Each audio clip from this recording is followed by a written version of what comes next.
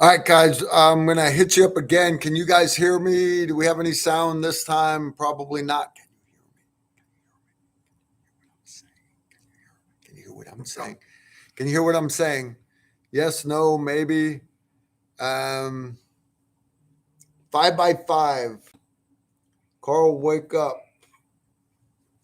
Okay, so you guys got me. All right. Whoa. Okay. All right, that's fair. That's fair. All right, guys, I got Steve here. Yeah, you understand. I want to click off of this thing so bad. I just want to throw the computer up against the wall, but I don't do that. Why? Because that would be conduct unbecoming a human being. So, anyways, I got Steve Holland here with me. You guys know Steve. Steve is good people. I got a few other students here with me. We're sitting in our classroom. We are at the Louisville Armory. I don't know if you can see the logo between us here. You see, Steve's got his AK back here. He's going to talk about that here in a little bit. We are in the middle of our low light, no light shooting course.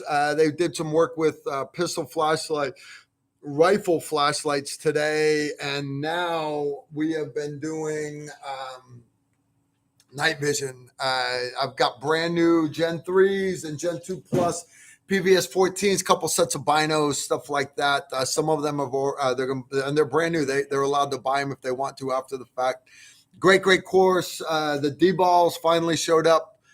So anyways, first thing tomorrow morning, these guys are going to be blacked out, running nods all day long. And that's awesome. You don't get a chance to do that, everyone. That's why I've come to the Louisville Armory to do that, because I've taken night shooting courses where you show up at like 6 p.m. at an outdoor range. You understand it doesn't get dark here till almost 10 p.m.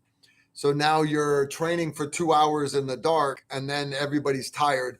Here we can kill all the indoor lights, indoor range and everything. So we've been having a good time. So I got Steve here. I got a couple of students. I got Emery Rawson coming back. You know who else I got? I also got our sponsor, right? Sonora Desert Institute.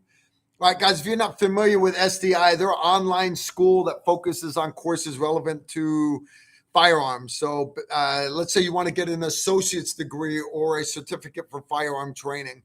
Guys, they've got everything from armor skills, shooting sports management, stock checkering, muzzleloader building, kydex forming, scope mounting, custom woodworking, all kinds of crazy stuff. And because they're DEAC accredited, if you've got federal student aid, for example, me and Steve's, our GI Bill, where I use my GI Bill to put my son through college, I could have used my GI Bill here. So anyways, good stuff indeed.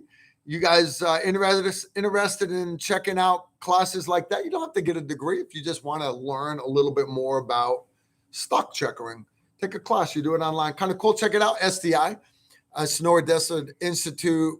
Great bunch of people. I appreciate them sponsoring us tonight. Steve, what is new with you besides how bad my knee hurts?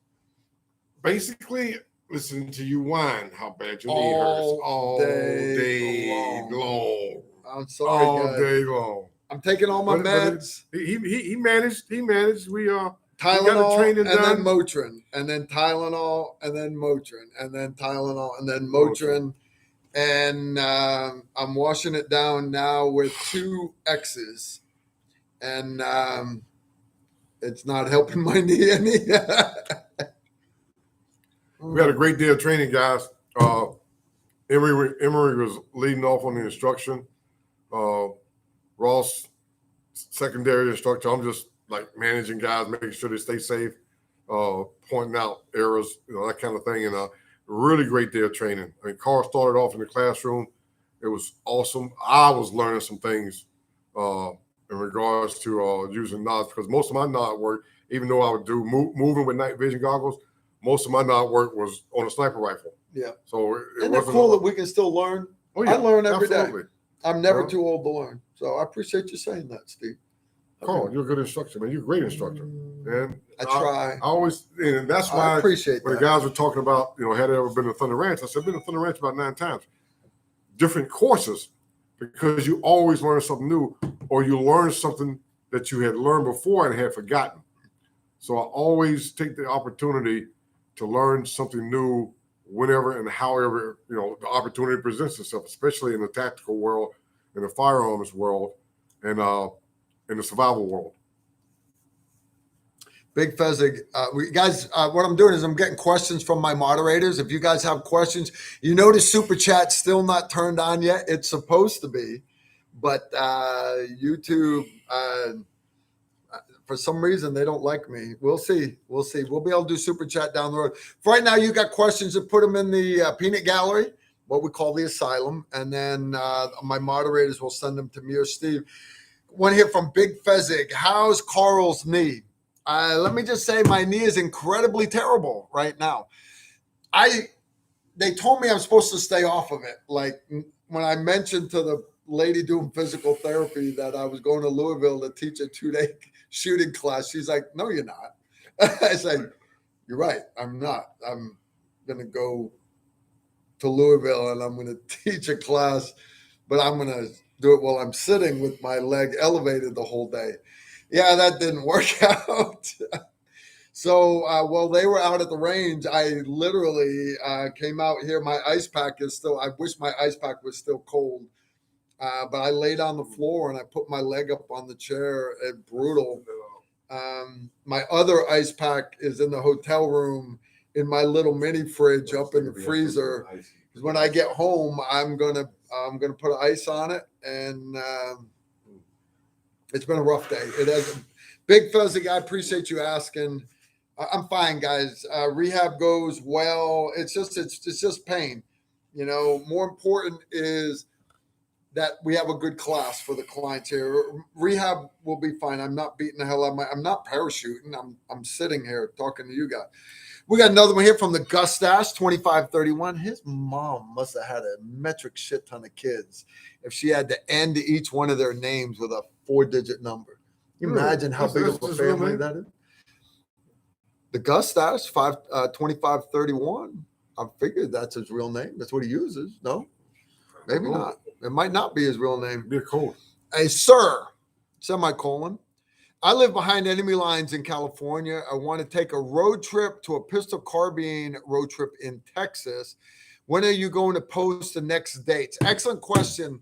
I will be posting 2024's class dates in September. All right. I know everybody wants them now. You understand, I am so far behind on shit because of this knee. Last year, I was behind schedule. I didn't get them posted till October. My goal this year, I will be posting classes in September for 2024. You're looking at March or beginning of April. We'll be going to Texas. Gun runner pistol, combat pistol 101, combat pistol carbine zero mastery, advanced pistol carbine, our class just the tests, and I may put a medical class in there also. Why? Because if you're gonna be in Texas, yes. Right, so no, Texas. we're gonna have to schedule some classes. Wildflower's got one here for Steve. Have a semi-dumb question. I know folding bipods can affect harmonics, but what is your take on foregrips that pop open into bipods? Useful, mess with harmonics when deployed. He's talking about it's called the grip pod. Yeah, I know what you're talking about. Yeah, we would work the grip pods as a review for the SOPMAR program. I've used bipods back in the day, mostly the Harris bipods, and a couple other bipods came out. It does affect. It's hard to say it's affecting the harmonics of the barrel. If your forend, if it's a bolt gun, or your handguard, your free float tube on your AR, you're attaching to that. Obviously, you're not touching the barrel. It's got a lot to do with the harmonics, but it also affects your shooting position. Because when you're in the prone, say you're in the prone shooting on off a sandbag, you're lining up, your body is lining up a little bit different. When you go with a bipod, it changes your eye set through the scope.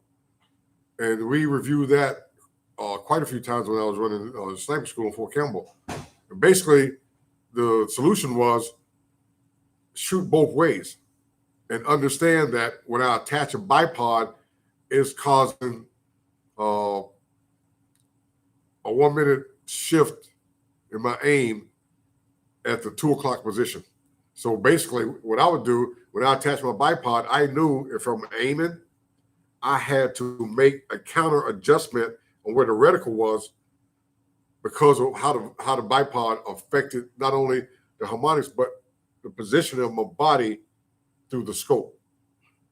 I hope that answers your questions. Just shoot it, zero it for either the bipod or however else you shoot it without the bipod, and then write the corrections on a card and put the card on your stock. Because when we used to do accuracy testing, shooting the rifle from the prone, then we go to the bench on sandbags, there was always a shift. Depending on the gun and the ammunition, it might have been a minimum shift, and sometimes it was a big shift. So I always ask the guys when they say, hey, the rifle shot this way today, I said, just shoot it off the bench or the prone in the sandbag. And then I would use that as part of my review of the targets and the results from the test for that day. Now, you specifically mentioned the grip pod. He said they mentioned they tested them. We tested them at A15. Some of the guys got them. What we found was a lot of us got away from running vertical foregrips. But when you go out to the range to zero, you still want a bipod. Rather than putting a $200 Harris or a $300 Atlas bipod on an M4, the grip pod attached very, very easily. So a lot of and some guys ran them a little bit, but we found it just so long to have enough room underneath for the legs to spring out. So what we found was guys would keep them in their gun bags with their body armor and stuff. And whenever they're out at the range, they want to confirm zero, the guys would pull out their grip pod. So you wouldn't have to go find sandbags. But we really didn't have anybody that were running grip pods outside the wire on combat ops. We just didn't. So if you want to give it a try, but again, I basically do the same thing. Like they were with their M4s, they would put their grip pod on it in place of using sandbags. I do the same thing on all my ARs. Is I have that little section of rail underneath the gun, and I just throw an Atlas bipod with a quick release mount. That quick release mount, remember on an AR, it doesn't matter. You don't need a $300 or $200 Atlas bipod. You don't need a fancy bipod. So if you just want to go with the cheapest used bipod you can find, something that just keep in your gun bag to go zero at the range, it's not going to throw off a 200 meter zero on your AR. All right. We already did that one. We got Wildflower. Just another one come in from Thomas Albrand. Hey guys, what do you think about the Marines doing away with the Scout Sniper program? Yeah, isn't that tragic? That's tragic. As a graduate of the Marine Scout Sniper Instructor Program, I think I mentioned on the show a couple of times, I was a master sniper trainer for 5th Group probably 5 or 6 years before I went to the Marine Corps school. And back then, the Special Forces groups had what they call the Master Trainer Program. So basically, they identified senior guys in certain categories, like say underwater operations, UWO scuba teams. There's always a senior scuba master diver was the master trainer for scuba for the group.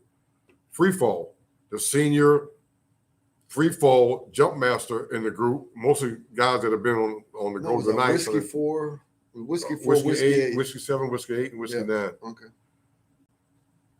So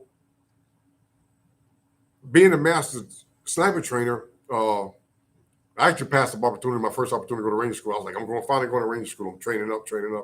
They said, hey, there's a slot for the sniper school. You need to go there. I said, okay, but when is it? They said, no, 2 weeks from now. I said, wait a minute, 3 weeks from now, I'm going to Ranger School. And they basically told me, said, you need to make a choice. And my team sergeant told me, he said, look, there'll be other opportunities for Ranger School. Yeah. We've never even seen this slot, this course slot for a Marine Corps Scout Sniper Instructor. Yeah. So I went to Marine Corps Scout Sniper Instructor, and I mentioned on the show before, I learned so much. again, I go to every training course I can, opportunity to learn something new. The Marine Corps embraced marksmanship in a way it's hard to explain to any other service. When I got to Quantico, I was amazed that there were pup tents on the backside of the ranges. They shoot long distance range, KD ranges. You're in the pit, you pull the target, you mark it, push it back up. At the 600-yard line, about 100 yards away, underneath a bunch of trees, there was these pup tents. I was like, well, what's going on with the pup tents? It's like basic training or something. They said, no, that unit is going through their marksmanship training so they can shoot their marksmanship qualification. I said, so they're camping on the range? He said, well, yeah, they'll be here for 5 days. 5 days? He said, yeah. So whenever I had an opportunity, I would watch them go through their, movements and the way they addressed everything. And it amazed me that they spent in the Army, when you shoot qualification, you go to the range, you shoot 40 rounds, shoot 40 rounds for practice, you shoot 40 rounds for record, and then you go back. You go back to the unit. You might be done by 2 o'clock in the afternoon, depending on how long you forgot the 10 rounds of mask fire. Yeah. 10 rounds of shooting fire with gas mask. The 50-meter target just keeps popping up.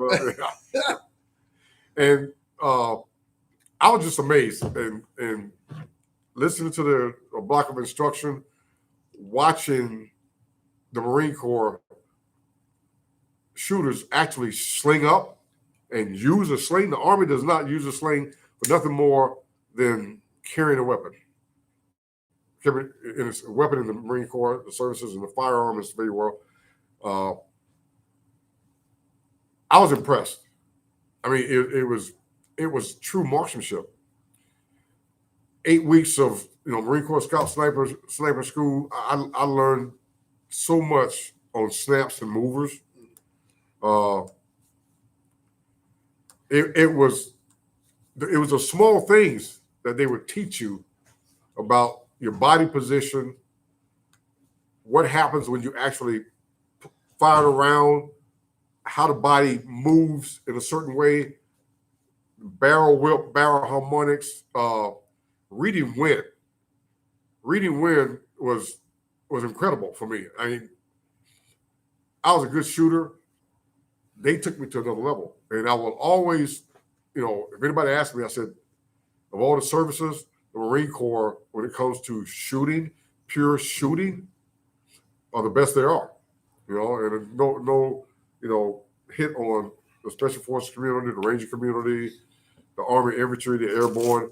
But Marine Corps, they spent 5 days on the range just to shoot one qualification at the end of the week on that Friday. I'd be interested to hear if they're not doing away with sniper rifles in the Marine Corps. They're doing away with the Marine Corps Scout Sniper School. And what I mean by saying it like that is I know Marine snipers that have told me, well, I just did the MARSOC night sniper shooting course. I just did the MARSOC urban sniper course. So I know the Marine Corps also has other sniper courses. Are they completely doing away with precision rifles across the entire Corps? Like they just gave up their M1 Abrams tanks. If they are, what's the argument? Because I understand there's a few political people in the Marine Corps, and I understand there are people that are saying beam counter-wise, to save money, we've got to cut other courses and stuff. Okay. But like Steve said, the Marine Corps is so proud of their marksmanship program that, every Marine is an infantryman. Every Marine is a rifleman, basically, that I just can't see them giving up all their training for sniper rifles. Maybe their plan is, look, the basic course, we're going to just send guys to the U.S. Army pipeline. Or because the Marine Corps is actually remember, Marines are naval infantry, maybe they will send their snipers to the SEAL Sniper School at Camp Atterbury. Again, I don't know, but I know that school has grown a lot. The one at Atterbury has grown a lot. So I don't know. I'd be interested to find out, but you got to remember, me and Steve, we're fags now. We're former action guys, but we used to be Green Berets. We would work with Marines. We love Marines. Marines like to fight. From what I've read in all the articles yeah. that were put out on that, is that they were doing away with that unit itself. And to me, whatever they're doing, I believe it's a case of they're neutering the Marine Corps by taking away one of their key warfighting capabilities. And that's the only way I can read into it. I mean, some higher level Marine Corps person could say, well, the reason we did this is because of this and this and that. And then everybody say, well, that kind of makes sense. And I'll say, right now, we don't know. They are cutting their balls off if they get rid of that unit, because you get rid of the unit, a core capability. It's a sad day in the Marine Corps, sad day in America, because that's one of the core warfighting capabilities that we put on the battlefield. Okay, Big Tuna, Carl and Steve, what's your time in Big SF? Tuna. Did you use the Harris Falcon 3 radios? I found 3 of them that just fell off a truck. Just wondering about the reliability. Thanks. I was not a commo guy. You familiar with the Falcon 3 made by Harris? No, I'm familiar with Harris radios. Yeah. The Falcon, what they call the Falcon 3, if it was put into the military, they're going to give it. It's going to be reliable. A new nomenclature and a national stock number. So the 5.56 77 grain ammunition, when you buy it, it says 5.56 77 grain. In the military, it says Mark 262. So the Harris radio could have a different nomenclature than the Harris Falcon radio. Yeah. If you can tell me, say, hey, it's the ASAT 7, then that might ring a bell. Crafty Sasquatch, Carlos Steve, what do you know about the DARPA project called Exacto? Guided high-tech 50 cal bullets. I've read up on that. I was interested. Technology progress moves on. You can't go old school on everything. So, oh, we don't need that. You need to train the guys. Of course, you need to train the guys.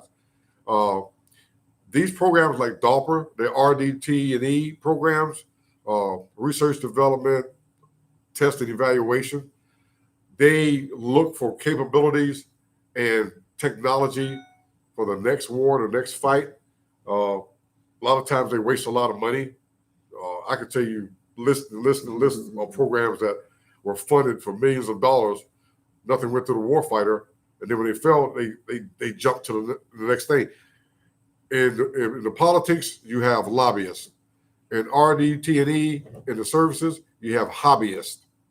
Somebody went to their congressman or senator who went to DARPA or something like that and say, hey, I'm going to give you $11 million for this guy down in my district to develop a 50 cal round that,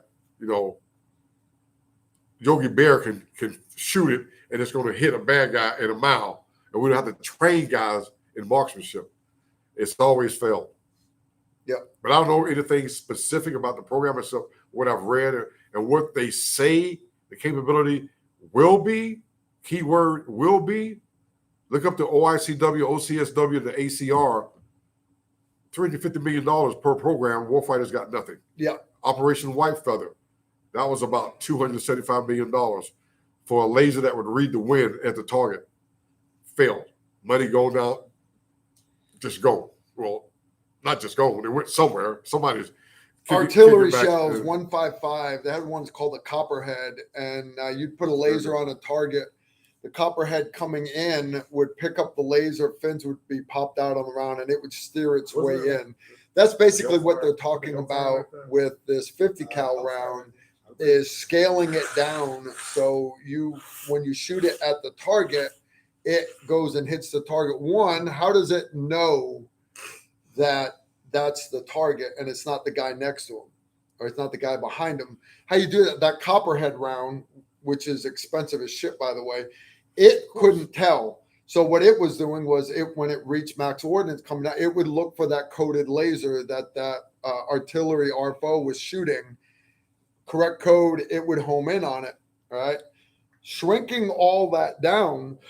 So now do I have somebody who's lasing the target? Maybe the spotter, maybe. All right. But for you to say it's like a Hellfire missile that's fire and forget. Well, okay, yeah, I see the tank. Now you've got a warhead big enough but smart enough to say that's a tank. That's not just a piece of plywood. Yes, I've turned green. I've locked onto the target. Fire, forget, you can run away. Scaling all that down so it will fit inside of a 50 cal round. Am I saying they can't do it? Can you make nanobots to put via IV to go in and clean out arteries? Yes, guys, that technology will probably be here before your 50 cal guided missiles will.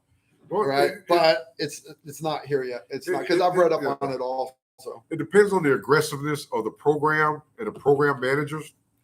I had a conversation recently, as of like 2 weeks ago, with someone that works up in Picatinny, and he basically reinforced what I've always known.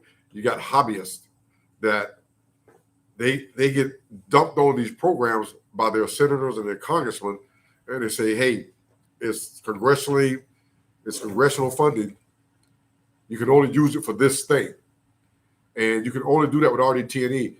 You can't go out and say, I want a Ford F-250 pickup trucks for the units and give Ford, a $2 billion contract. You have to compete it, because that's the beginning of a program of record.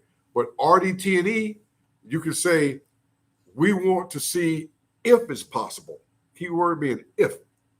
And then from that point on, normally they waste money. Stupid money. Yeah. Crazy Stupid money. Your money. Stupid money. Here's one from Rob. What does Carl think about Sig's new red dot optic? First off, I don't know which is the new one, because all these companies come out with a new optic every year. So I don't know if you're talking about a rifle optic or a pistol optic. One thing, guys, understand Sig is not an optics company. Sig is a rifle company. I'm pretty sure Holosun makes all of their optics. Now, Holosun makes some good optics, but you got to be a little more specific. I don't know which one you're talking about. I looked at a lot of optics at SHOT Show, a lot of optics. So I apologize. I don't know which one you're talking about. We got more here. They would like me to close the dust cover on your gun back there.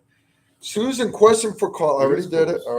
I have a bolt action 300 Win Mag with a duplex hunting scope. Which scope reticle would he recommend if I upgraded? Fezzik, I would go with 300 Win Mag's good cartridge. It's not a great cartridge. It's dated, but it's a good, accurate cartridge. I would go with honest,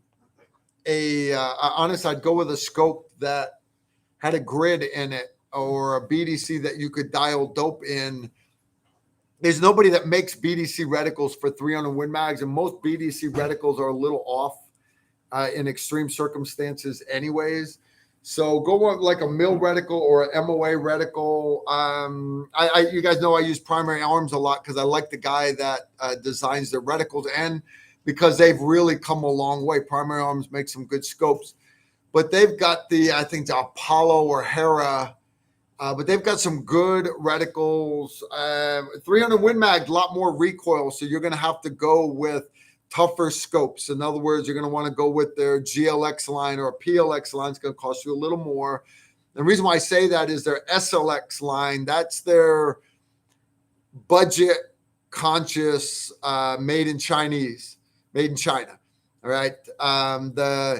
Their GLX line is made in, I want to say, the Philippines, and then the Platinum Series, the PLX, is made in Japan. Japanese glass much better than Chinese glass. All right. Optics, Japanese optics are, guys, that's where all your cameras are made, is Japan. Right. Always get the best glass you can afford. But reticle wise, go with a mill or MOA reticle. Which one, Carl? Tell me which one to get. I can't decide for you. What I want you to do is, if you think in inches and yards, go with an MOA reticle. If you are a guy that thinks in centimeters and meters and kilometers, then go with a mill reticle. But please don't think you've got to go with a mill reticle just because that's what the military is using. That is not the case at all, guys. All right. Good question, though. Big Fezzik's back. Is there a practical difference between 22 HMR and 5.7?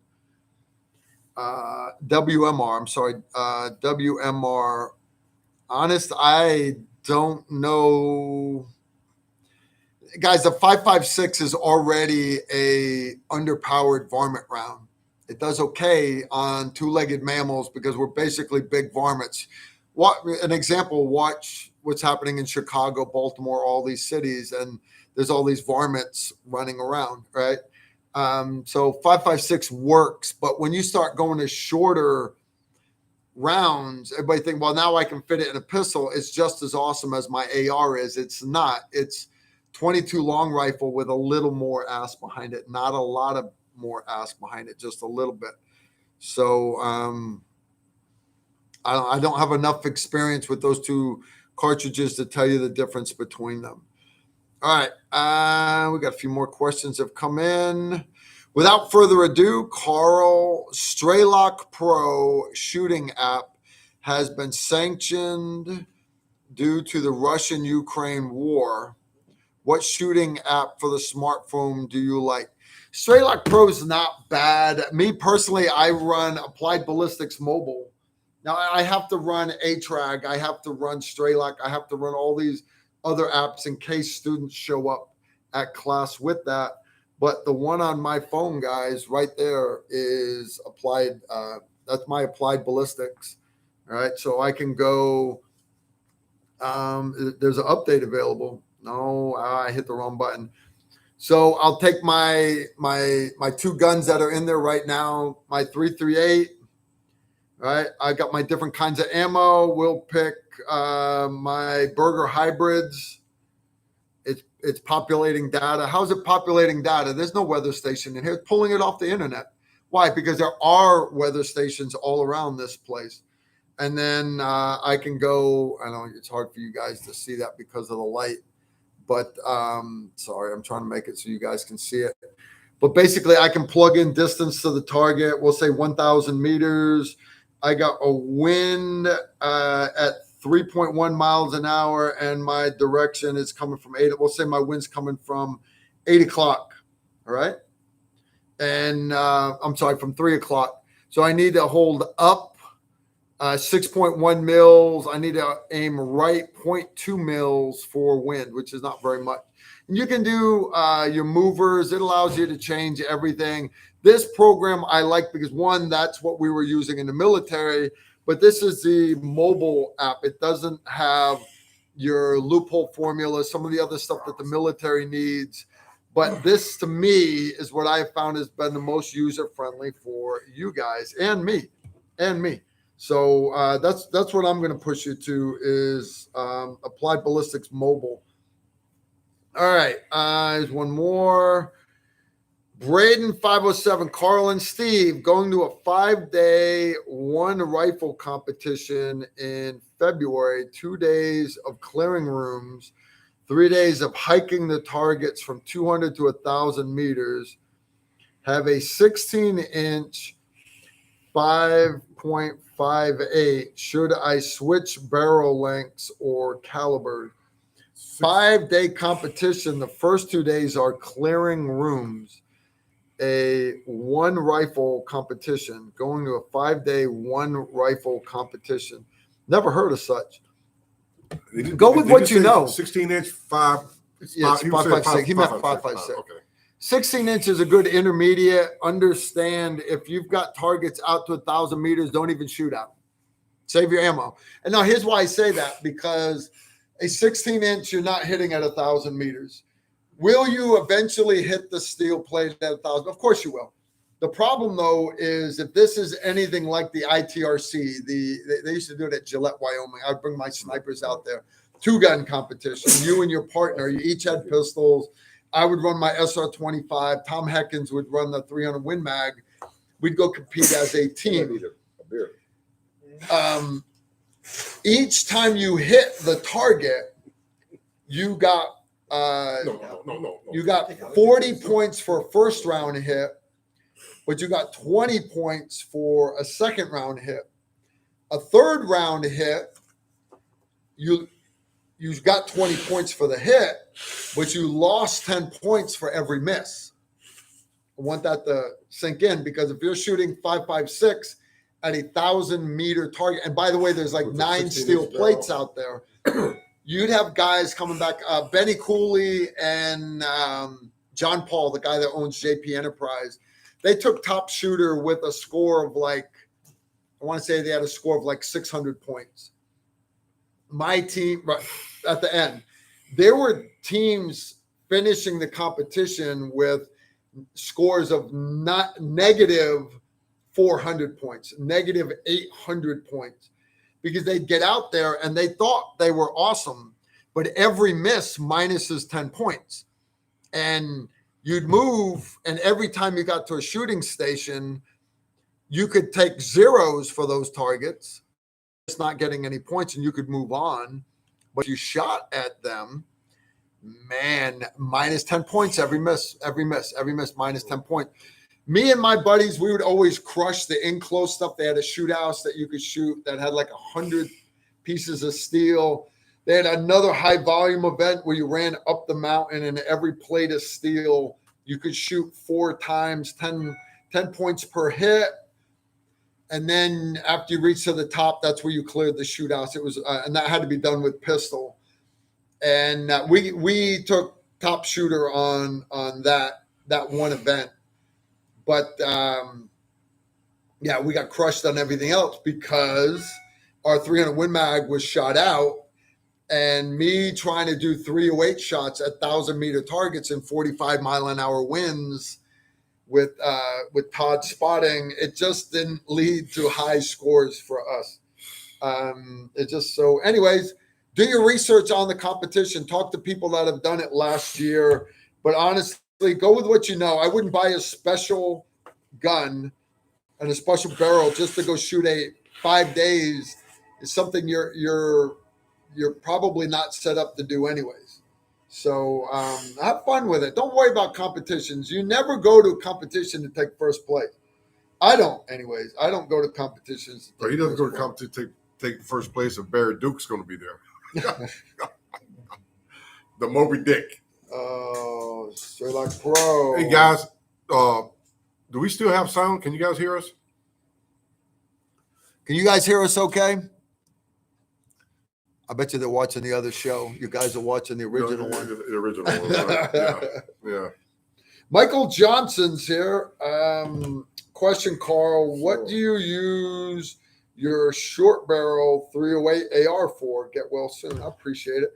I deer hunt with it. But I also like a short barreled 308 for subsonics. A lot of guys will tell you if you're going to shoot a short 308, especially subsonic, you might as well just go with 300 blackout. Okay, I'll buy that. But there are times where I want to hit harder than 300 blackout can do. And even a 12.5 inch 308 will hit harder than any 300 blackout will.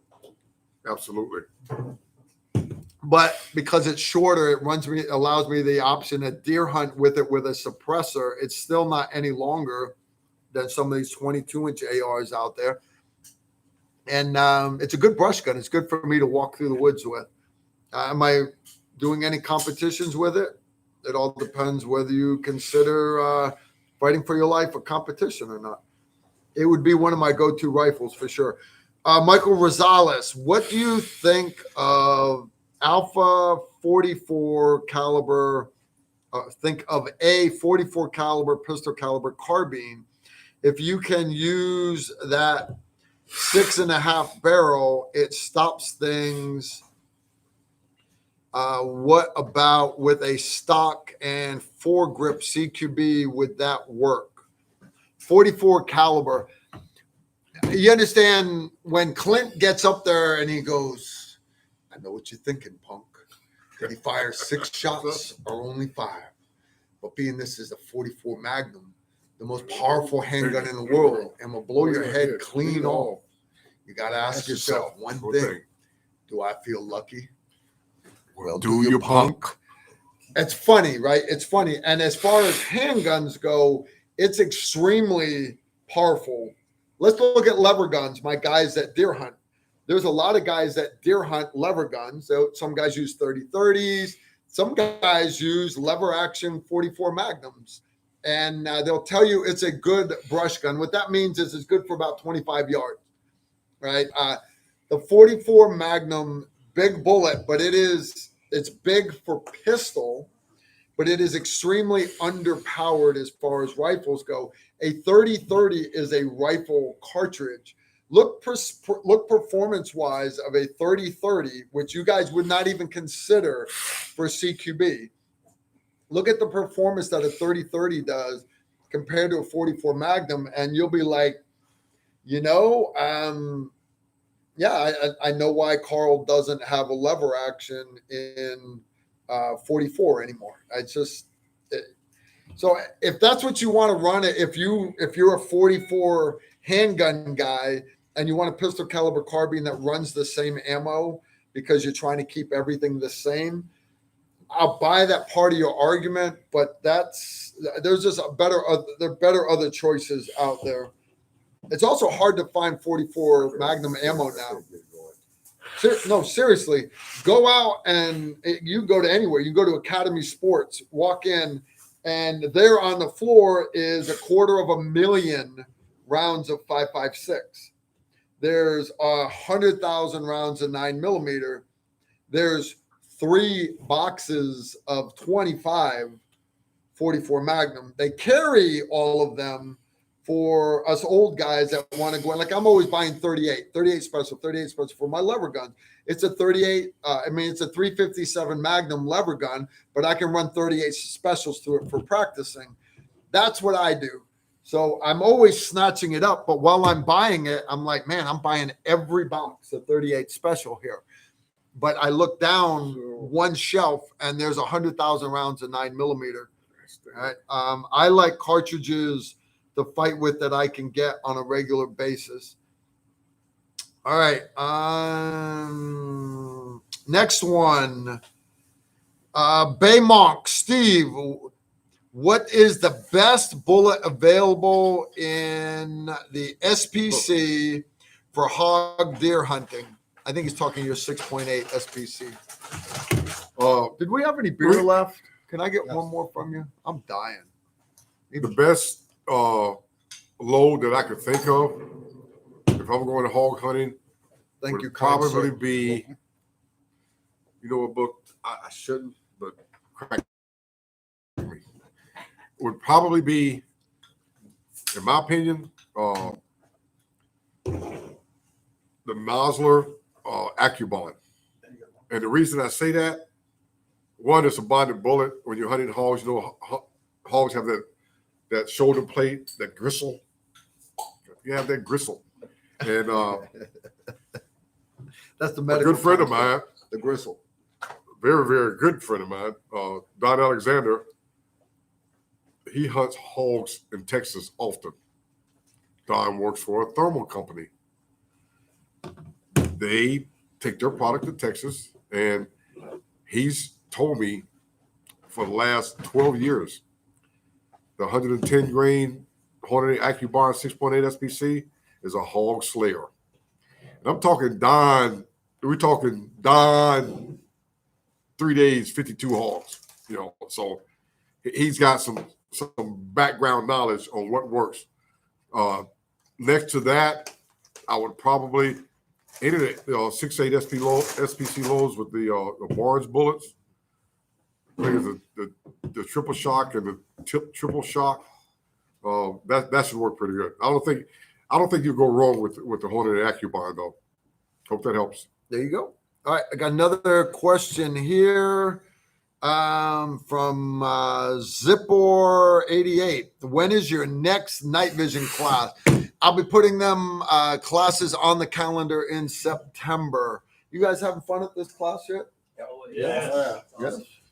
I got some of the peanut gallery over there. Another one here. They all want to be off camera. They think this shit's funny. Well, what we're trying to do with these guys over here. That's why I put it here so everybody could be on screen. So everybody could be on But screen. everybody wants to freaking hide. Well, 'cause it's Monkeys. okay. I've been counseled. I'm not supposed to call them monkeys. Okay. Not supposed to call you a monkey. I'm supposed to say mammal. I can call you a mammal. Can't call you fucking monkey, but I can call you a mammal. Mammal. Welcome to our live stream. All right. Next one's from Ghost Anime. You know, that's propensity right there. You just having a name like that. That's like, you Rainbow Coalition and all that stuff. All right. Ghost Anime, Carl, Steve, have either of you monologued to a bad guy before? Monologue to a bad guy. Does that mean talk with the bad guy? Talk to him before you shot him. I have talked to guys that I was rendering aid to that happened to have been bad guys. I had a bad guy that was shot by one of our Iraqi assaulters, and they brought the guy out, and I knew they had the Iraqi medic, but I'm like, yeah, bring him over here. Let me see. And I was like, oh, that hurt, didn't it? Yeah, I bet you that hurt. The best thing I can do example would be like we want to know if you've ever done the dirty Harry thing. Talk to him like mentally. When you see a guy out, he's setting up an IED, and he's trying to fake like he's running his goats and doing everything else, and then you see him running the wire over here. You see that he's got the remote control, and mentally you talk to him and say, "Don't do it. Come on, man. Don't do it, dude. Don't." What was that movie? He's talking to the kid. Please don't pick up the gun. Please don't pick up. What was that? American Sniper. That's about as close as. Please don't pick up the gun. Please don't pick it up. And then he had to shoot the little kid. Oh, you got to realize that. I mean, Carl did more knock knock. Delivering flowers. I don't think I've ever heard it called that.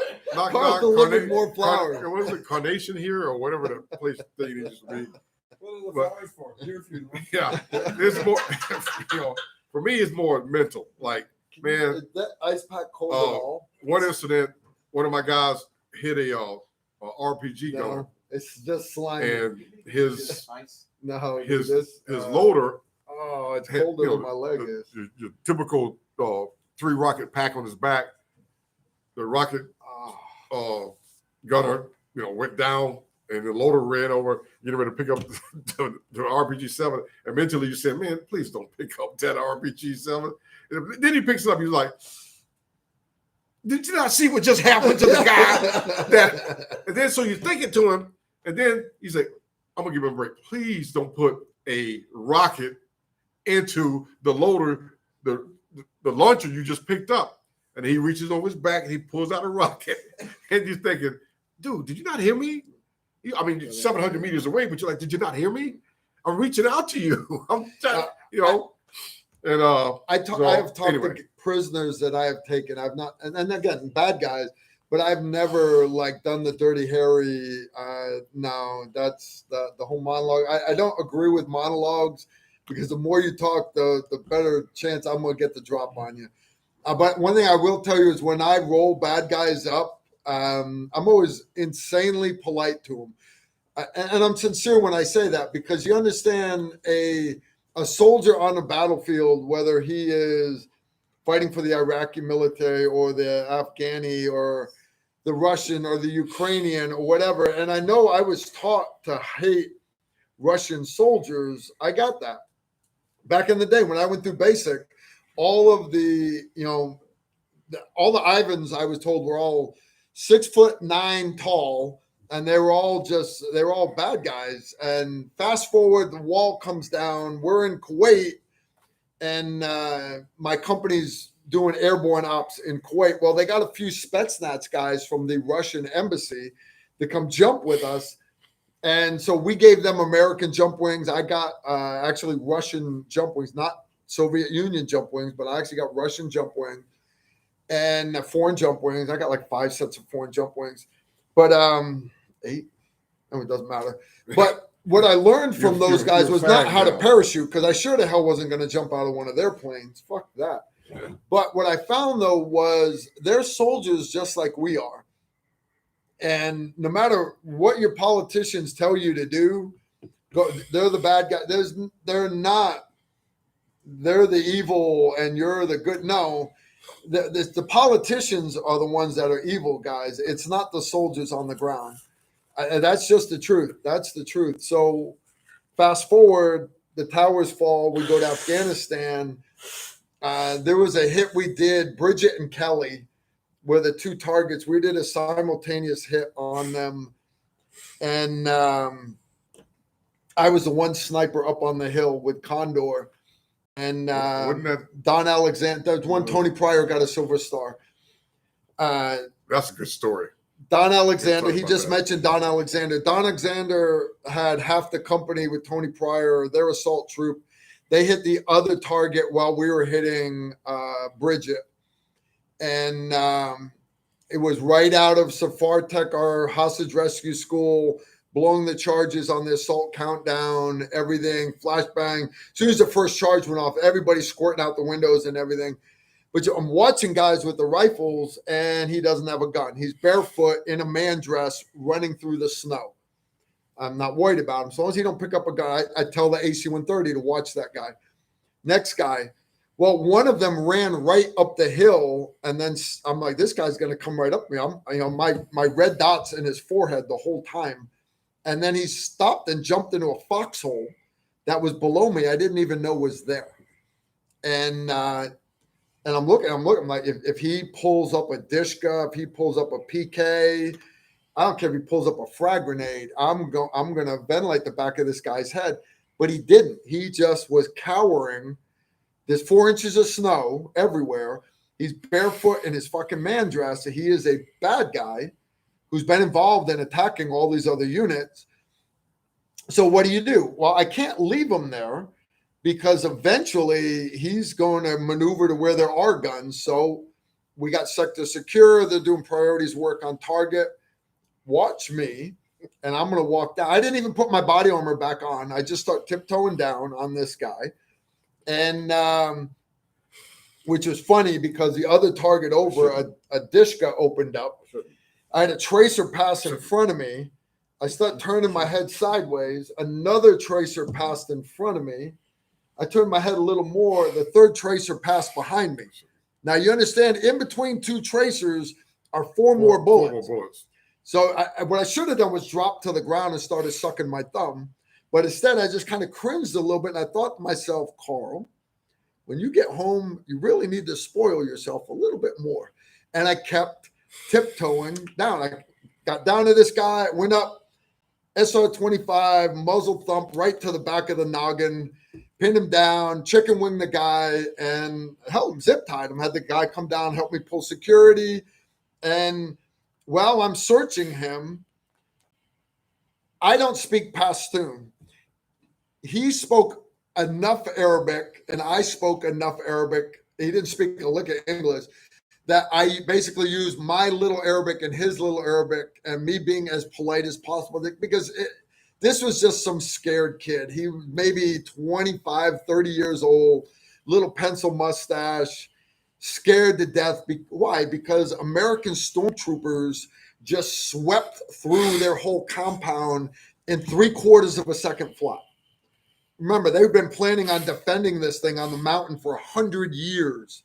And we took the whole place down in 3/4 of a second. 3/4 of a second. Done. American stormtroopers. So, because keep in mind, be nice to them. Be nice to bad guys. When we watch movies like Star Wars, all you Star Wars fans, we always think of ourselves as the rebels. You know, Luke, go to the Force.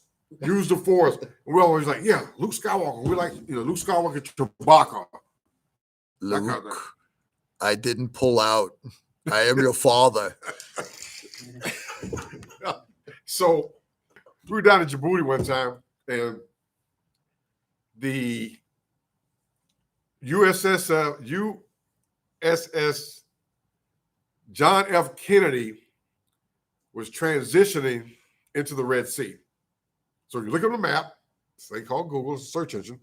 Go to the map, go to Djibouti, Somalia, Djibouti, Eritrea, you got Yemen on the other side. It's very flat.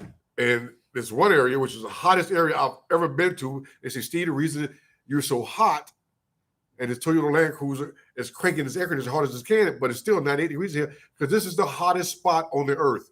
It was 300 feet below sea level in North Africa.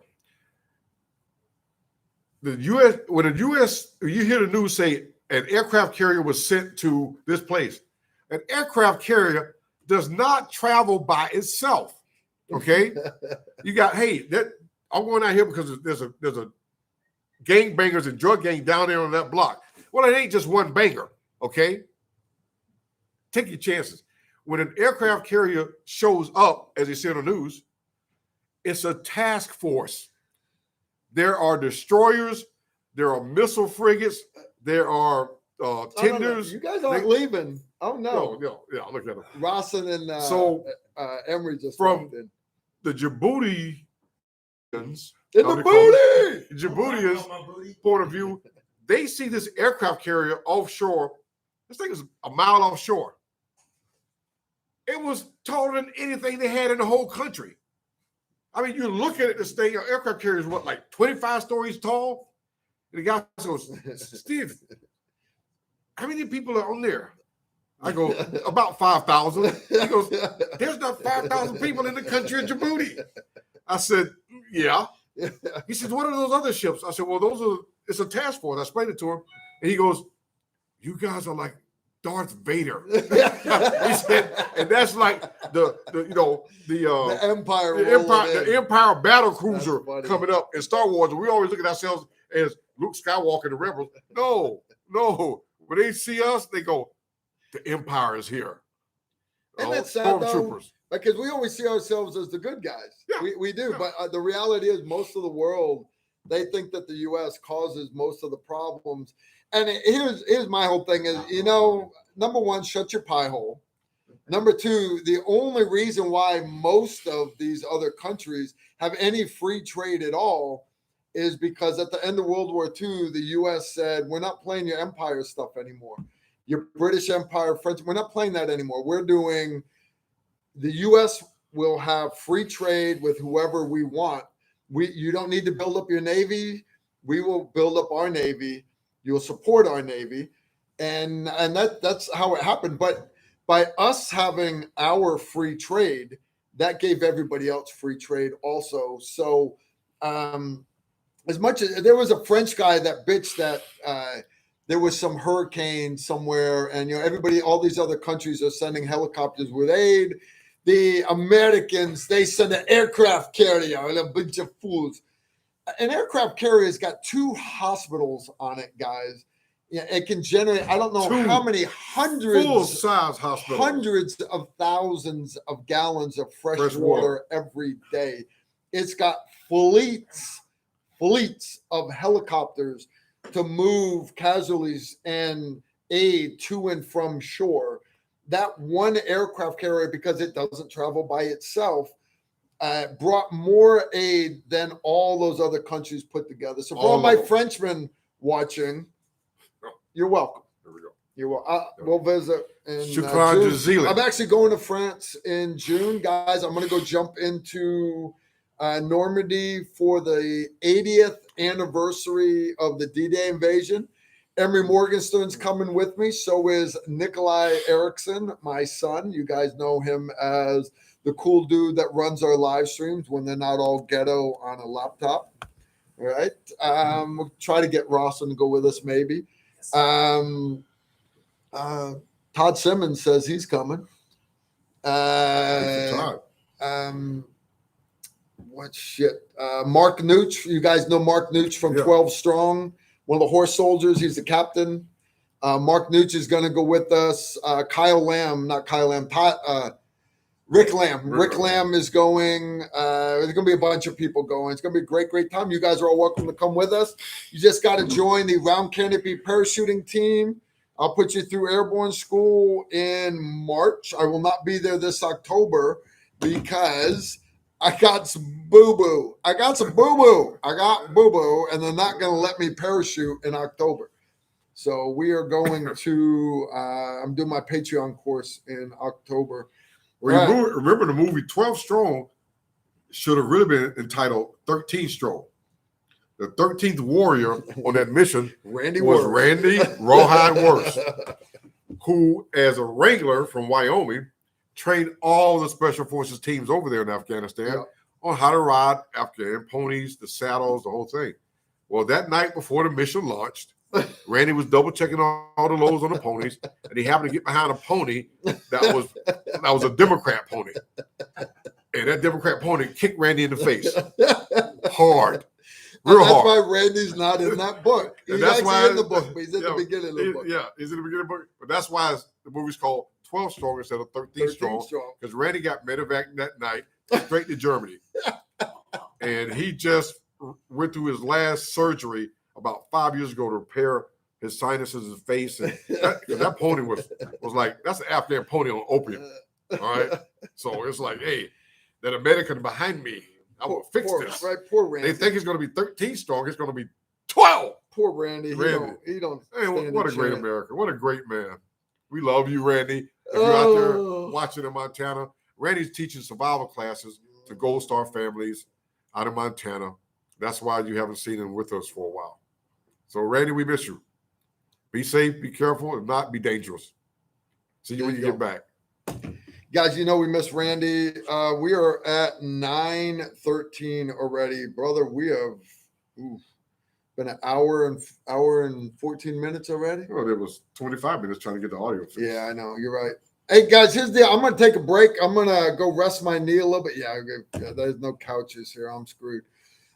Steve, guys, if you look above me here, is that not awesome? That's an AR, right?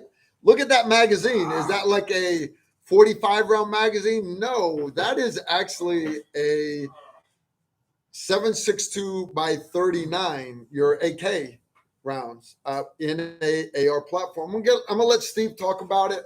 So first, I'm gonna take off my ice pack. I'm gonna bring my knee down. I'm gonna burp up a little beer, and then I'm gonna go over here. I'm gonna cry a little bit. You guys, let me get off screen first. And he cries so well. Oh, it hurts. I'll be back. I'm not gonna leave you with Steve. I'm not gonna leave you with just Steve. Go. Steve, Beeps. oh, my pancreas. Somebody, please. Please help this man. Guys, so the last show in Katie's, we talked a little bit about the LAR 47, but we had the platform to share with you, but we couldn't get it set up in time. And in the live stream, we can't touch a firearm. Training videos, we can touch them, shoot them, because that's done and then finished and turned in, and no one got shot.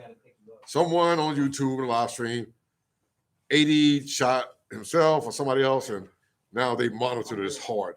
So we talked about it last time, and basically we talked a lot about the SPR program, which is most of you guys know it as the Mark 12 program. I designed a Mark 12 and a Mark 262 77 grain 5.56 ammunition for the Mark 12. Mark 12 program is supposed to transition over to 7.62 by 39. And basically, if we would have been successful on the SPR, which started out in 7.62 by 39, I would never design the 6.8. So maybe that's the kingdom of heaven saying, we're going to block you from doing this program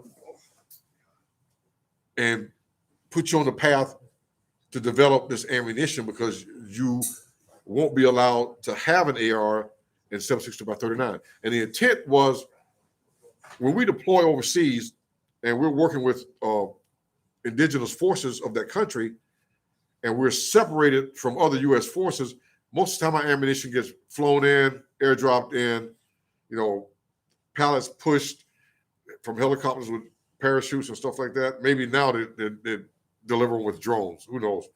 So I talked to the guys about it, and our thought process was nobody liked the AK-47. It is a good weapon, okay? Difference between a weapon and a firearm. It is reliable, very reliable. A lot of people talk about it's not accurate. There's a difference between United States Second Amendment firearms owning citizens and their understanding of accuracy, and then the rest of the world, okay? The rest of the world don't really get into minute of angle. They don't talk about 1 MOA, 2 MOA, 3 MOA, 4 or 5. They said, hey, the AK is cheap to make. I can leave it in the mud when the Americans are driving through. When the Americans go past, I can walk out there and pick it up out of the mud, shake it off, and then shoot at them on the way down the road because it is reliable. Quick story. I was working with the Ethiopians and Eritreans, and the 5th group was coming in to train them. So I let the guys know, I said, before you deploy, can you get some AK-47s back in the United States? Because these guys don't have enough. You're training 3 battalions, don't have enough AK-47s for 1 battalion, which is about 950 guys per battalion. They said, man, we're a month out. We don't have the time for the paperwork. I said, okay. So I told the Eritreans, I said, hey, we can train 1 battalion for like 2 weeks, and then another one comes in, we hand them the weapons, the AKs, and then they said, no, we have some, we can get some other AKs. I said, okay, so we went from Asmara down the African escarpment, 8,500 feet to Massawa, sea level, Red Sea. They took me to this warehouse, and there was these Russian ammunition boxes. And we opened them up, and I said, wow, those are AKs, but they're rusted because you're down on the Red Sea. You're at sea level. It's been sitting there for 15 years. I mean, just rust, salt water.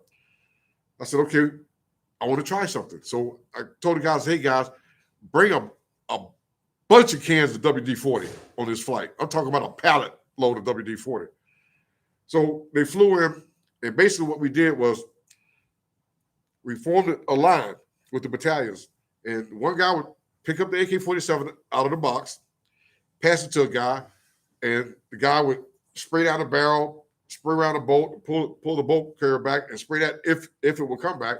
Then he would pass it to the next guy. The next guy would take it and shake it. Then the next guy would get it, and we had air blowers. They blow all the stuff out. The next guy would have it. He'd stick in a 30-round AK-47 magazine and go ta-ta-ta-ta-ta-ta-ta-ta-ta. Next gun. We ended up doing about 5,000 AK-47s. Okay? That's how reliable an AK-47 is. However, most Americans don't like AK-47s because they're built for small statured people. I trained with AK-47s my whole military career. I don't own one. I don't like them.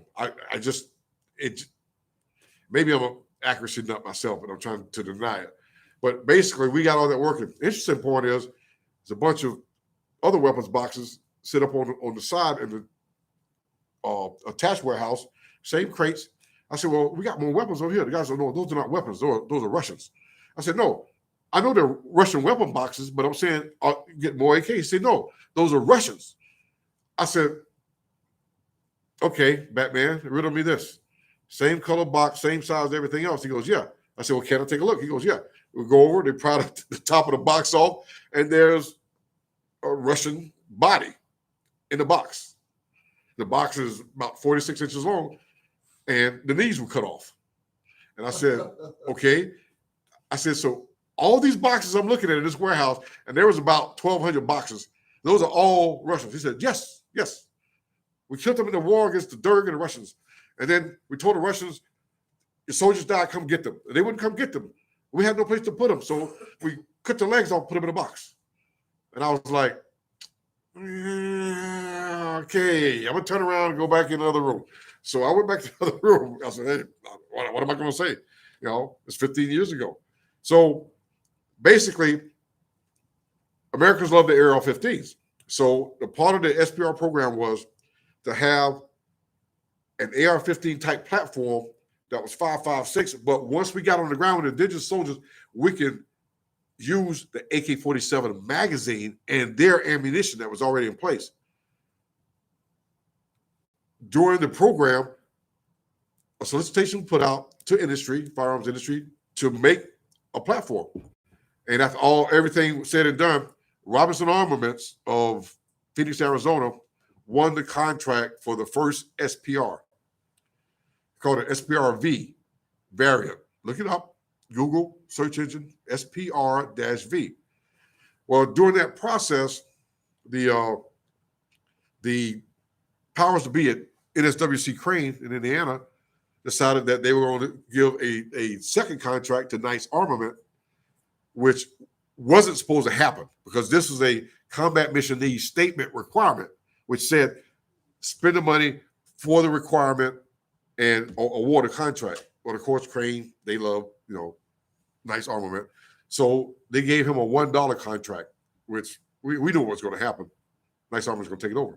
So that's how Nice Armaments SR-47 was developed. Okay? You with me? Stay with me now. Stay with me. I'm getting more into this. So basically, the program got shut down because as the end users, we said, no, we're not going to go that route. So when they shut it down, the opportunity to have a platform that would take 7.62 by 39 ammunition was dropped. The main reason we wanted to have that platform because ARs fit us better.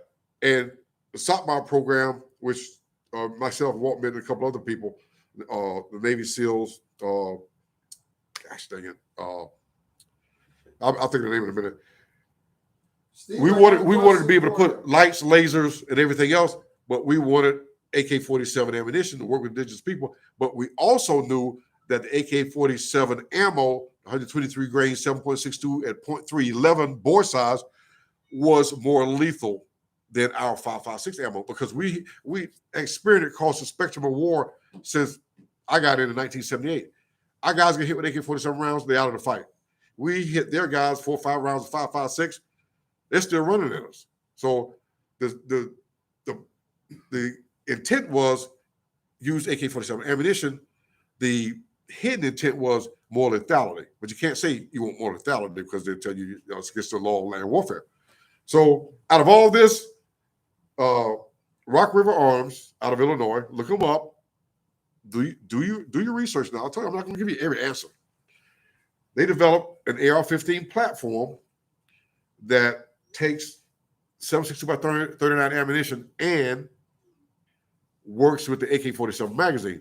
And that is what I have displayed here. What surprised me was when I discussed it on the last show, Carl and a couple of other aficionados that I have a great respect for when it comes to weapons and firearms, Donnie Dunn. He said, I didn't know there was an AR that takes AK-47 magazines. They knew of ARs that shoot 7.62 by 39, but they have their own type of magazine, trying to be an AR-15 straight and then curved. I said, no, Rock River Arms makes a rifle called the LAR-47 that actually takes AK-47 magazines. They were like, really? I didn't know that. When did they do this? Like last year? I said, no, they did it like 12 years ago. 12 years ago, people. So basically, you've got a 7.62 by 39 platform up here. And as you can see, we're running the rail system, the Flaming Pig. You guys know I love linear muzzle brakes. And there's a Safariland light attached to it. I can't really go into the details on the light system. You have to look it up because during the live stream, I can't touch firearms. Okay, but the reason I like that their attachment, I'm not running their light. I'm running their light mount. I'm running a Paul Kim, a PK light, but the Safariland mount, you can rotate it from 9 to 12 to 3 when attached to a Picatinny rail. So basically, I like the fact that if I'm pieing left, I can rotate the light to one side. If I'm panning right, I can rotate the light to the same side. Now, a lot of people say, well, shouldn't you stay, if you're right-handed, stay right-handed as you are engaging your angles? Yes, that is true. I've tried the left-hand side, doesn't work. And it's been proven time and time again in combat. And Ross and Emery gave a really great class today, low light shooting, working around barriers, using white light. But I still like the opportunity to rotate my light depending on the situation. And a lot of times you'll see light at 6 o'clock position. I don't do lights at 6 o'clock position. If you have to shoot over a barrier, if someone's on your property, in your yard, whether you got, you know, a short front yard or a quarter-acre front yard or an acre front yard, if you're engaging someone from the house, you have to shoot over the windowsill, okay? If you have the light at 6 o'clock position, you have to get that light itself up above the windowsill, and don't put the muzzle out the window like you see the banditos do on the Western movies, okay? Because somebody's gonna light your ass up. You know, I wish you would come running around here like, oh, I'm gonna stick my, yeah, thank you. You just made my day easier. Because think about it, guys. You're on the windowsill, come off it, lights at 6 o'clock position, you come up to clear that light. When you key that light, that 1,000 lumens or candela, whatever you call that brightness, is going to splash back off the wall and highlight you. So the guys that's putting up in your yard in the black UPS truck are going to light you up because you just became a bob and weave target that's lit up and illuminated, and they appreciate that.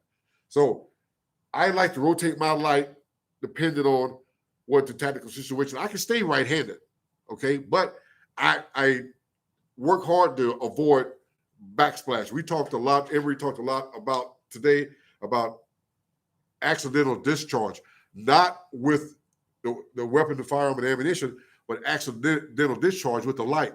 Because if you're moving against someone in the dark, whether you think you have someone in your home, someone in your yard, or whatever situation you're in, you're traveling, if you AD on a light, it's almost like AD with ammunition. You're going to highlight your position. So I like that style mount where I can work it to whatever side I want to. Now back to the AK-47 itself, the AR platform. Rock River Arms LAR-47. 7.62 by 39 used by civilians versus used by military. We still have to go with, no, I'm not a military one. They have to still go with full metal jacket ammunition. You as a civilian, you can shoot whatever you want. Some of the best ammunition out there, if you're going to run an AK-47, which AK-47 with civilian ammunition will outperform the 300 blackout all day long. All day long, okay? So this is the ammunition that I like to work with. It's the Hornady 7.62 by 39, 123 grain SST. That's just like saying 123 grain AMAX or VMAX. And basically, you're getting the polymer tip 123 grain bullet with the crimp and the cantilever, okay? And basically, this is Rock River's polymer AK-47 magazine. Now, you can still stick your standard AK-47, Russian-made, Czech-made, whoever else makes them, magazines in here. Of course, we prefer polymer because countries like that, they use steel and they add about another 8 ounces to the weight of the magazine. Polymer magazine, 7.62 by 39. This is a 16.5-inch barrel. I would say, with this ammunition, I would say it's a minute and a half. I haven't shot anything worse than 2 minutes, but all day long, I say a minute and a half, 2 minutes. And all you accuracy aficionados out there who always talk about minute gun. I know a minute angle gun is $3,000. I want a half minute angle gun. You know, I got my ballistic armor. They say it can take 10 hits. Dude, if you're wearing ballistic armor and you already took the first hit, you should be bobbing and weaving. Bobbing and weaving, because guess what? You don't want to take 9 more hits. It's like a freaking sledgehammer, okay? I had the video. We didn't play it last time, but you guys look it up. It's the United States Army medic hit by an Iraqi sniper next to Humvee in his body armor.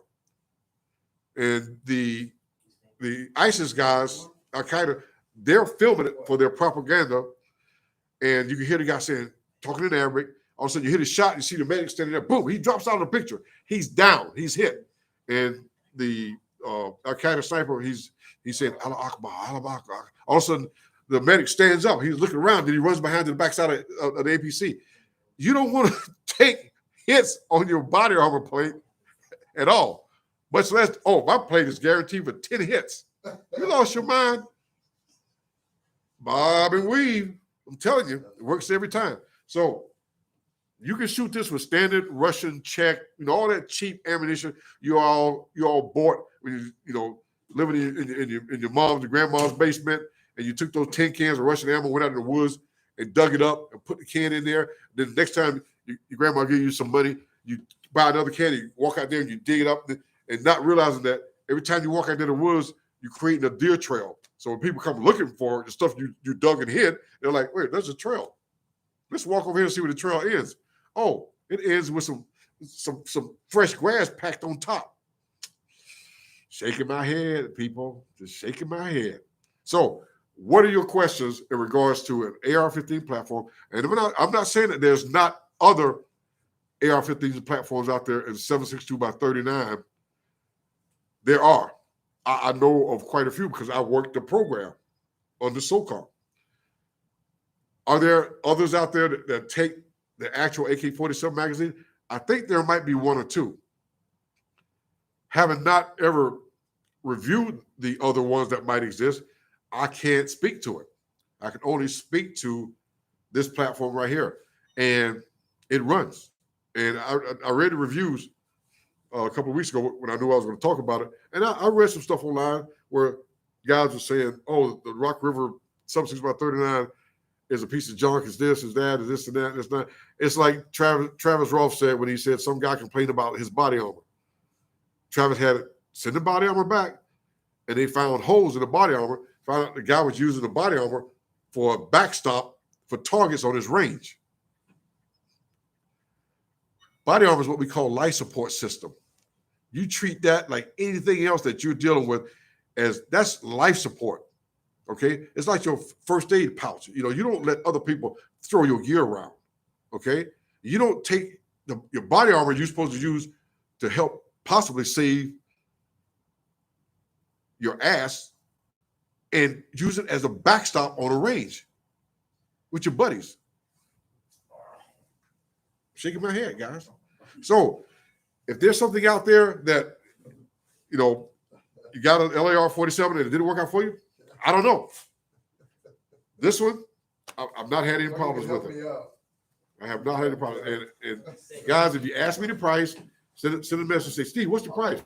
I'm gonna just shake my head because I haven't checked. I'm gonna get you down the path, and Kingdom of Heaven willing, we might cross paths and I'll walk a path with you, but I'm not gonna do all your research for you. So if it piques your interest, I know some of you guys are thinking, man, if it shoots 2 minutes, if I buy me a Barstow barrel and put it on it, then it's going to shoot a half minute. As Mr. Joe White always said, son, you can hold a half minute. And that's the truth. And we have today's primary lead instructor, Mr. Emory Morgenstern, who growing up in Israel has more than like a lot more experience on AK-47s and 7.62 by 39 than I have. I don't know about that. I mean, I definitely shot some. I've definitely been shot at by some. I don't know if I've been shot at. When they shot at you, did you lob and weave? You did No, I shot back and they went down immediately because they shoot like this. You did one Merc trip. Okay. You allowed to talk about that? I did. I'm not allowed to talk about that, but I did. I've mentioned before. I have worked with, and it actually wasn't in the military exactly, but I have worked with an AK-74. Okay. Like work. Right. I hear you. I absolutely hated it, and here's why. It was a 74. I'm not opposed to them. I'm not against them, right?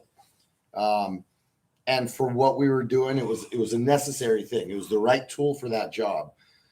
What I really hated is, look, the Russians aren't exactly well known for designing very ergonomic tools, right? If you've ever been on a Russian ship or shot an RPG or used any of their night vision or any scope or anything else from Russia for that matter. Now, I respect their tools a lot, but ergonomics is not their thing. Well, no, that's what I said. I don't have an AK-47 because to me, it was like for small stature people.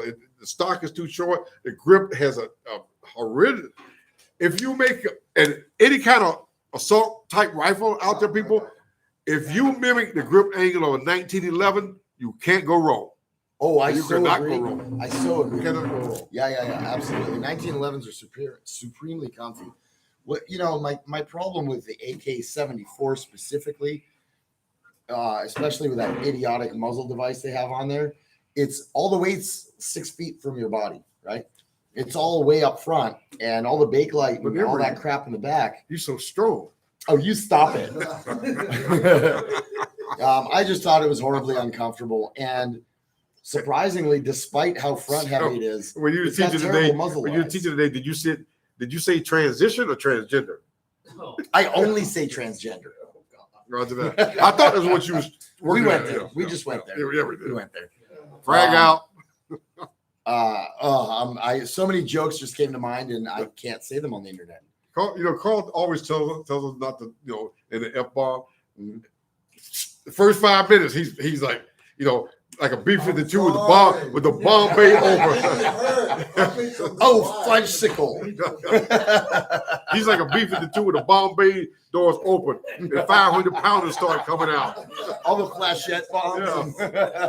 Cluster bomb call. Do we have any questions? I can't read. All right, never mind. I can't read. That's too cripple. Cripple is supposed to be handling the Cripple Carl. yeah, cripple It's call. like Cripple Creek, Colorado. Cluster bomb, cripple call is supposed to be handling the questions. What was our other topic? We had another topic. Well, we were talking on well, by the way, the guy, when you asked about 6.8 SBC, a good hog round, for those of you who don't have 6.8 SBC, and if you don't have one, shame on you. Dude, hold on. 760 by Hold on. 39. Really shame on you because, well, you know this. I'm not saying this for Steve's benefit. Trust me. I've told Steve this I've known you 3 years ish. Yeah.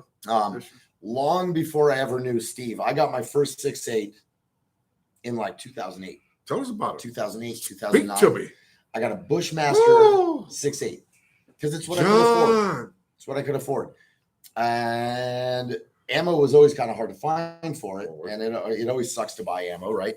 So We hate buying ammo. I've always loaded my own 6.8. And I have, not on the first shot. I'm not a sniper, but I've taken out a jackrabbit in South Dakota from about 300 meters with it. So, and that thing will That's knock impressive, you people. on your butt.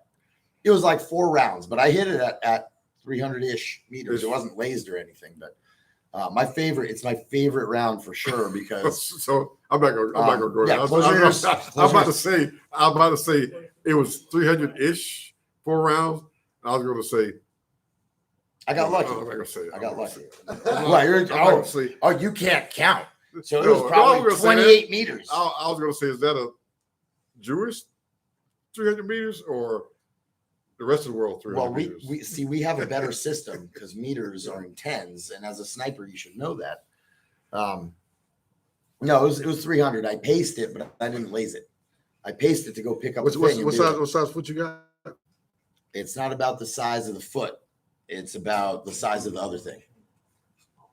It's the bush. It's the bush. It's the size of the bush. Do not mess with the Zohan. Smell my feet.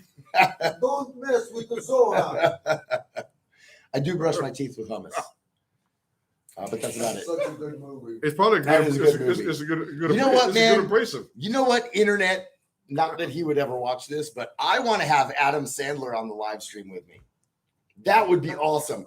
Adam, if you're listening, come hang out with us, man. We'll get you. Look at these awesome new TR shirts, right? How badass is this?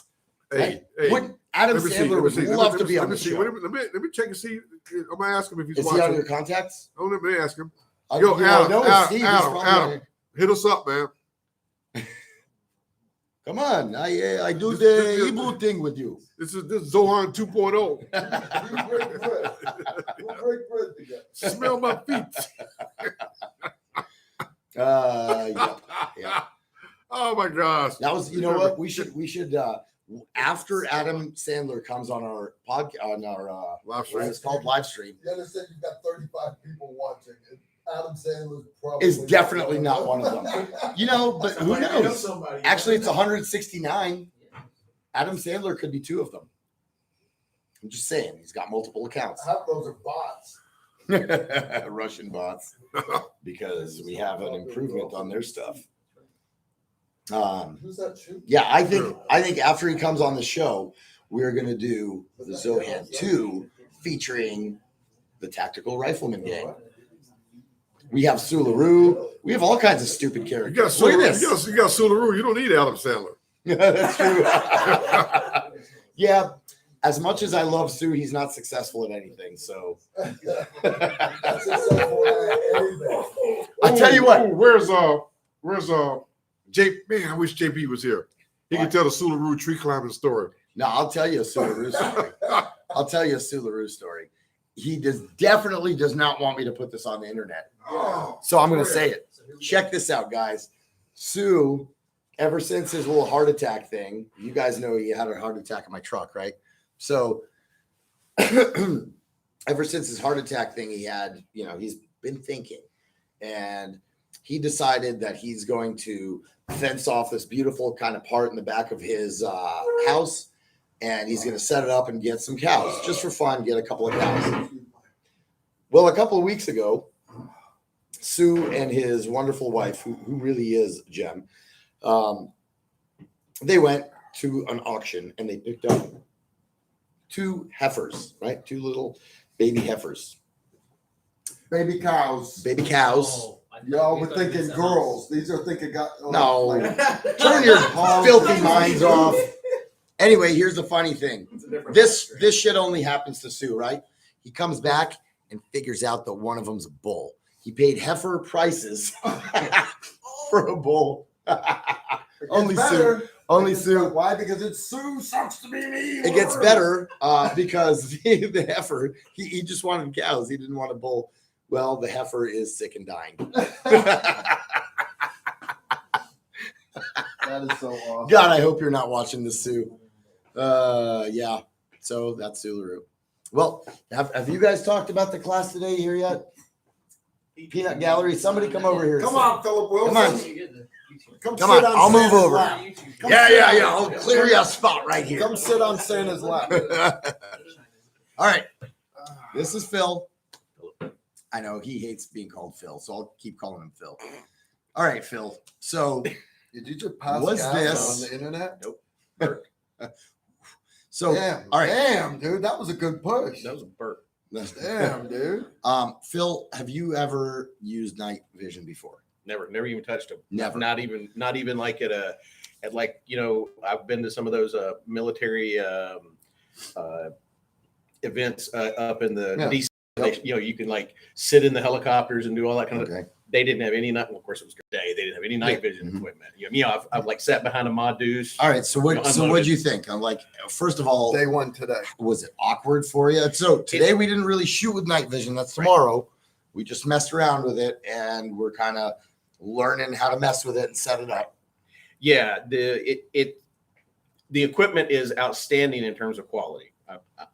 We got Carl. Did you ATM mention? Global Did you Vision. mention this whole thing? No. Yep. Check this out. Of course, our shirt guy messed up, and I'm supposed to have an AGM Global Vision got- logo on my I shirt, got mine. which Carl's going to try to show you. Don't fall over. Oh. Yeah, they kind of saw it. All right, go sit down. Listen up, y'all. Anyway, we have a deal with AGM Global Vision, who are awesome, right? Everybody knows them. And they provided us with nods for all the guys. Brand and new. then brand new Gen 3 and Gen 2 Plus badass white phosphor nods. And that's what we're running. And then at the end of the class, if you want to, you can buy them. So, all right.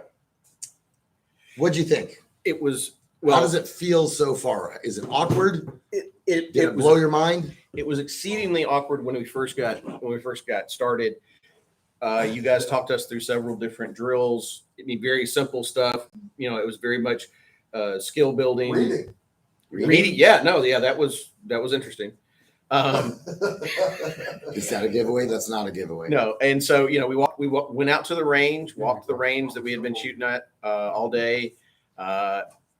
Practice. Disassembly, reassembly of your gun. That was the Let last. the boy talk. Yeah, Let that the was boy talk. that was the last skill of the day. Had to take apart our weapon, put it back together.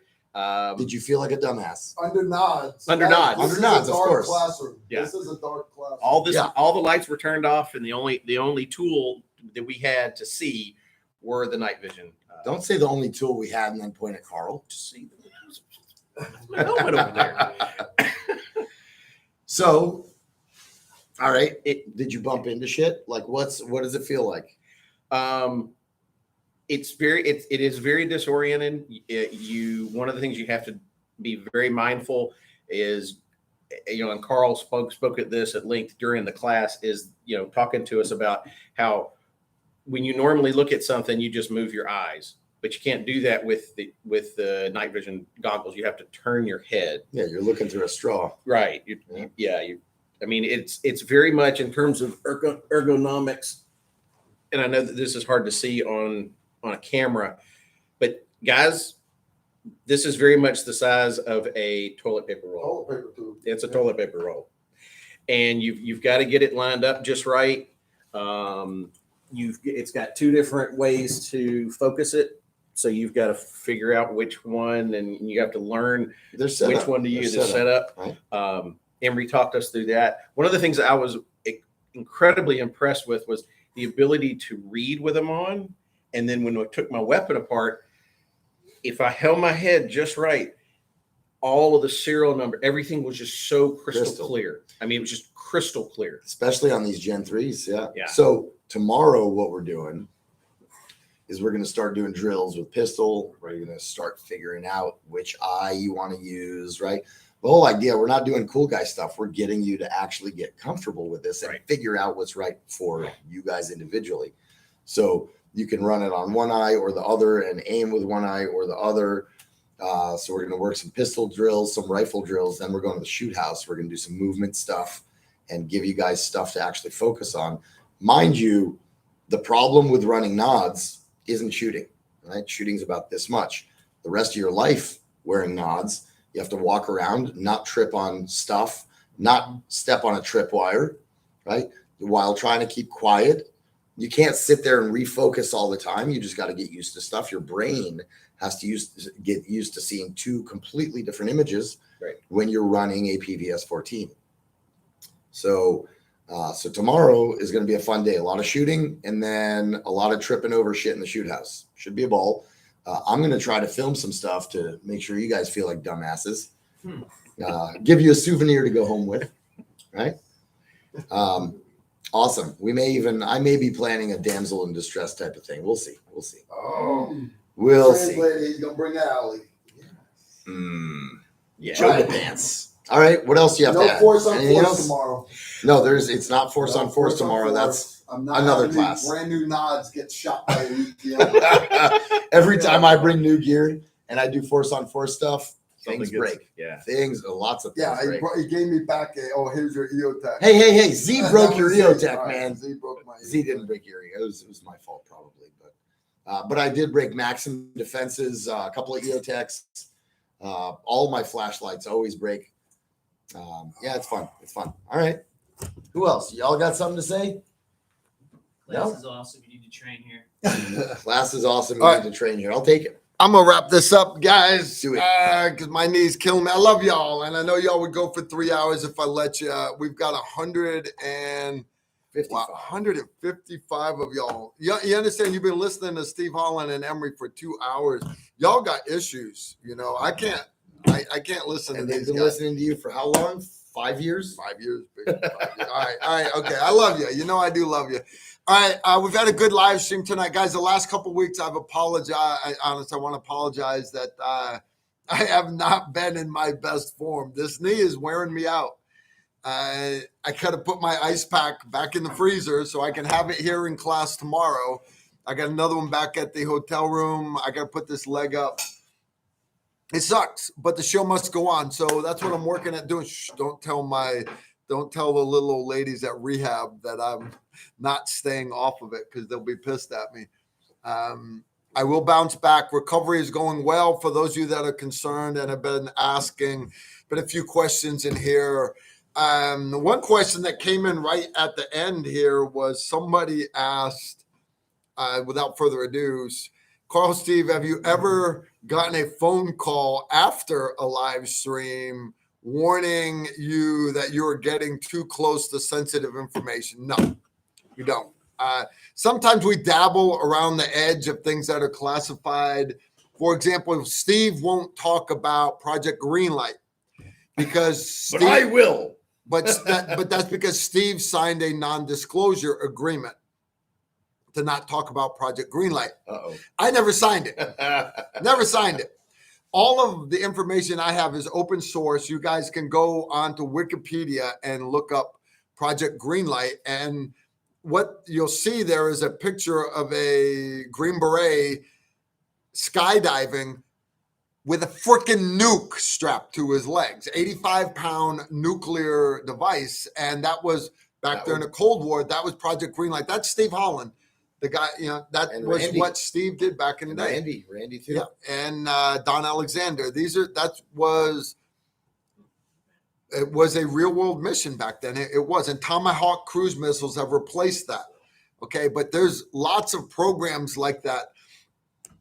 You guys will hear me say that I'm not worried about the ATF coming to my house because I don't have anything illegal. And to that point, you guys have seen videotape tours of my man room, and there's all these things that guys are, that's going to get you in trouble, Carl. No, it won't. All my things in there are either inert, they are training aids, or they've already been expended. Right? Why? Because next week I turn 56. I am too old to get into trouble for shit. So I don't have to hide stuff. If I can't just tell the truth, I don't need to be doing something. So honestly, I don't worry about that stuff. If you're worried about us talking about classified stuff, we talk around the edges of stuff like SIGINT targeting, but everything that we mention is open source that's already out there. So please don't worry about that, guys. All right. We've had a good live stream tonight. I apologize. We're on my laptop. It is what it is. Next week we are filming.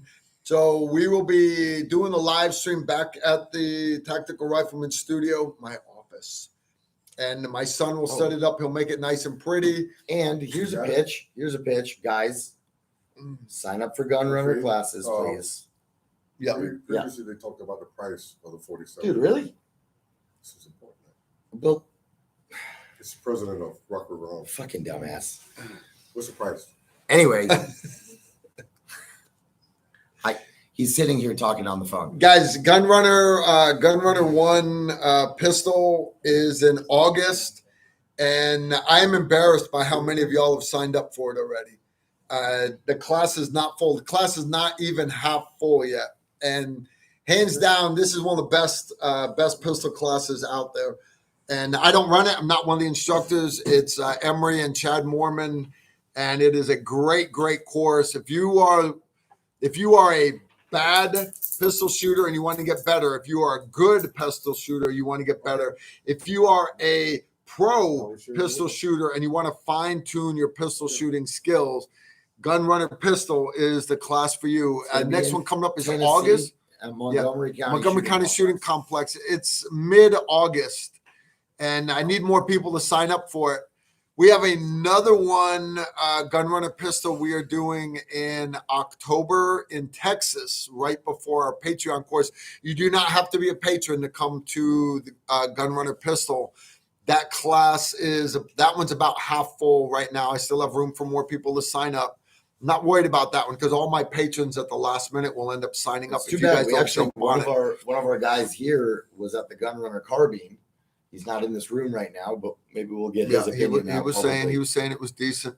All right, so we have more classes coming up this fall. We've got high risk travel next week, and we're filming next week. And then the film crew flies, and the very next day, I've got to help Emery teach high risk travel. Yeah, stay off the knee, dumbass. Yeah, that's not working out for me. Well, maybe we'll get somebody new in the front of the car this time. 2 days after that, me and Steve got a live stream, but I'm going to put my knee up for that one. All right, so you can sign up for our classes, tacticalrifleman.com. And Guys, I'm going to take off. Love you guys. I'm going to let Steve say bye. Got to bring in Steve O, because Steve has got words of wisdom he wants to share with you. Okay, in reference to the Rockwell Arms LAR 47, I just talked with Chuck Larson, the president owner of Rockwell Arms, and he said the price, lazy ones, is from $1,250 to $1,800, depending on the build. So they will build it per your desire of what specifically you want done to it, and that's what he told me. So he's watching right now. So That's awesome. Chuck Larson is watching. If you guys have any quick questions for Mr. Larson, president owner of Rock River Arms, Put it in chat. put it in chat, and Put we it in will the chat. ask. All right, guys, we're going to wrap it up for tonight. I appreciate you guys sticking with it. I apologize. The first one, we didn't have any sound. Literally, we used all the settings the same. We didn't change anything. All I did was I restarted the computer, and it recognized the mic the second time. I don't know. I don't care. I just know I'm sorry. And don't be sorry, Carl. Just do better next time, right? I got it. That's all we got. Now, too late for new questions. You ask each other all you want, but me and Steve, we are so out of here. Parting words of wisdom, Steve. The path of the righteous man is beset on all sides by the iniquities of the selfish, precision reflex, Civil State Armory, LWRCI. All right, guys. And the tyranny of evil men. Blessed is he who, in the name of charity and goodwill, shepherds the weak through the valley of darkness, for he is truly his brother's or sister's keeper and the finder of lost children. And he will strike down upon you with great vengeance. Terrible vengeance, furious anger. Those of you who attempt to poison or destroy my brothers and sisters, and you will know My his name is the Lord when he brings his vengeance upon you. How do you learn stuff like that, guys? One, you read it off the cue card behind the camera here. No, he doesn't have it here. Steve knows this stuff. How do you learn this if you go to school? Speaking of schools, I want to thank tonight's sponsor, Snore Devs Institute. Check it out, guys. SDI's got great courses for you. I enjoy having them sponsoring us here at the live stream People. because they're good people. All right, we'll see you guys next Tuesday. Y'all take care and shoot straight. Bob and weave.